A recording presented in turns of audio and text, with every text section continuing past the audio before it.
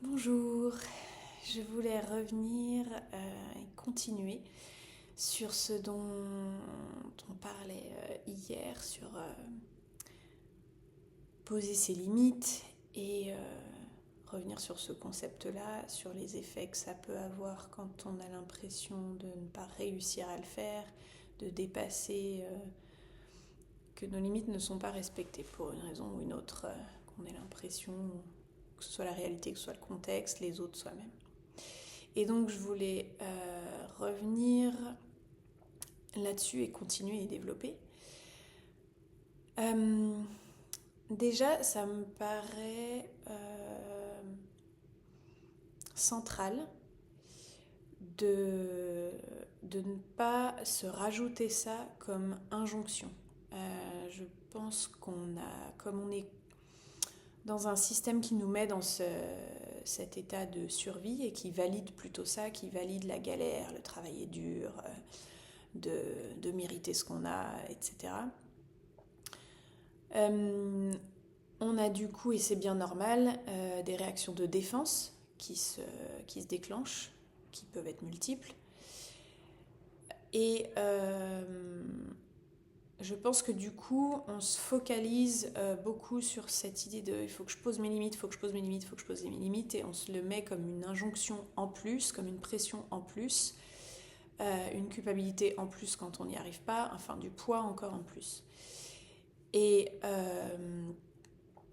je reviendrai là-dessus parce que des fois c'est important et on a besoin de le faire. Et en même temps, moi ce que je défends, c'est plutôt une hygiène de vie, une hygiène de la psyché, une hygiène de l'énergie, une hygiène de son intimité avec soi-même, une musculation de la présence à soi-même et du coup de tous les autres radars, pour que ce truc de poser les limites, ça se fasse tout seul par présence à soi. Et normalement, il y a quand même pas besoin de faire ça au quotidien ou tous les jours, de poser ses limites. Si on est connecté à sa présence, à qui on est, à son désir, à son envie, à ses choix, à ses valeurs, à ses objectifs, ça se fait naturellement et du coup juste par présence dans son corps et par intimité et respect de soi-même, juste de nourrir la relation. Ça ne veut pas dire d'avoir une relation parfaite, mais de la nourrir, de prendre soin de cette relation à soi et de cette relation ici et maintenant et à ses sens et à ce qui se passe. Une espèce d'ouverture à qu'est-ce qui se passe dans la relation à la réalité, aux événements et au monde. Il n'y a pas besoin d'apprendre à poser ses limites et d'en faire un truc chargé.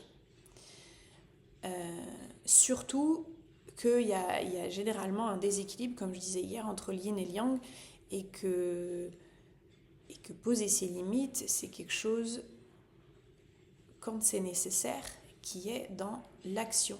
Si on a l'impression de poser ses limites en disant, je le répète quand même, c'est qu'on est en train de donner les clés à ceux à qui on s'adresse. Ça peut être Dieu, on ne sait pas qui, le collectif, la société, ou la personne avec qui on vit, ou les collègues, etc. Donc déjà, je voulais nommer ça.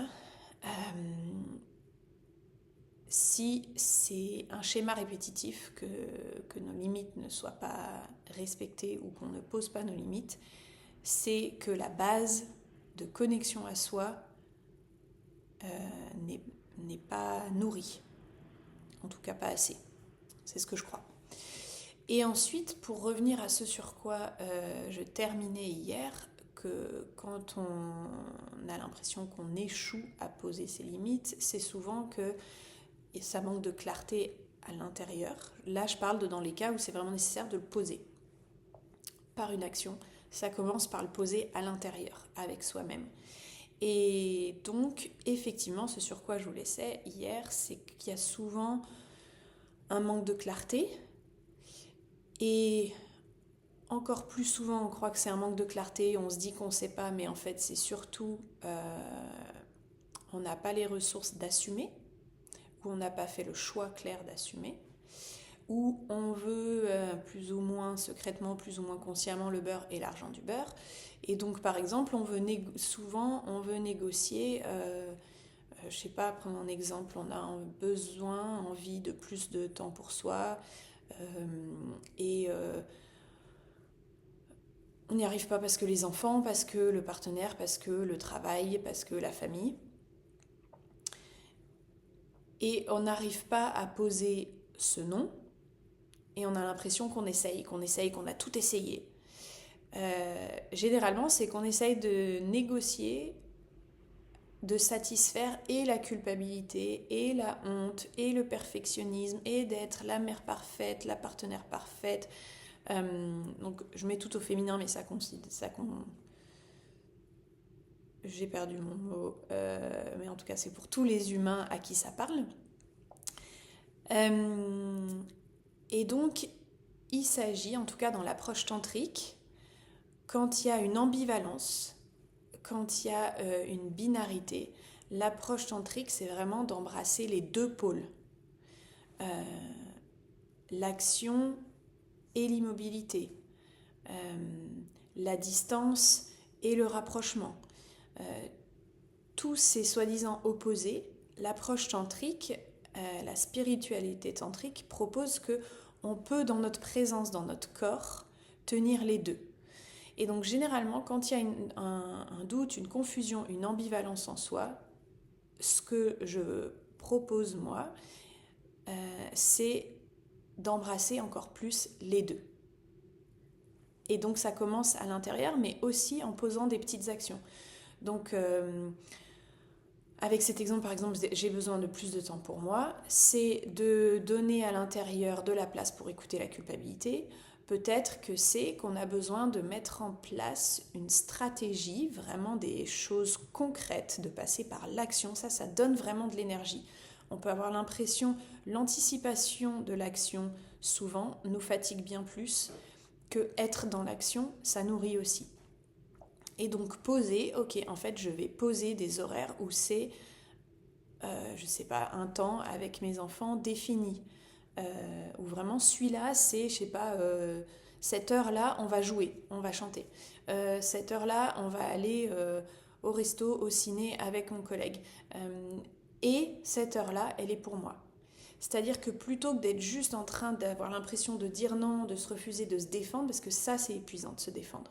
La défense, c'est pas censé être une manière d'opérer au quotidien. Ça épuise.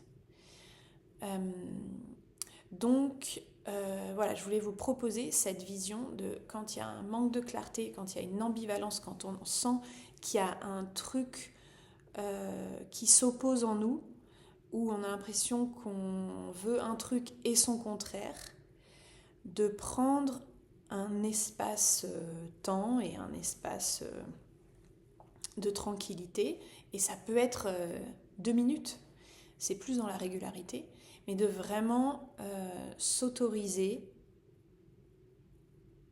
et de mettre en place des actions toutes petites pour les deux. Et à l'intérieur, vous pourrez être surpris, il y a vraiment la place pour tenir les deux. On peut à la fois aimer et haïr une situation, une personne.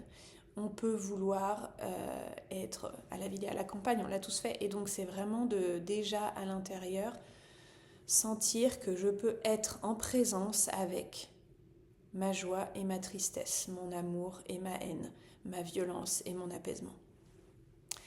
Voilà, n'hésitez pas à me dire si tout ça résonne et est clair. Et je vous dis à la prochaine fois.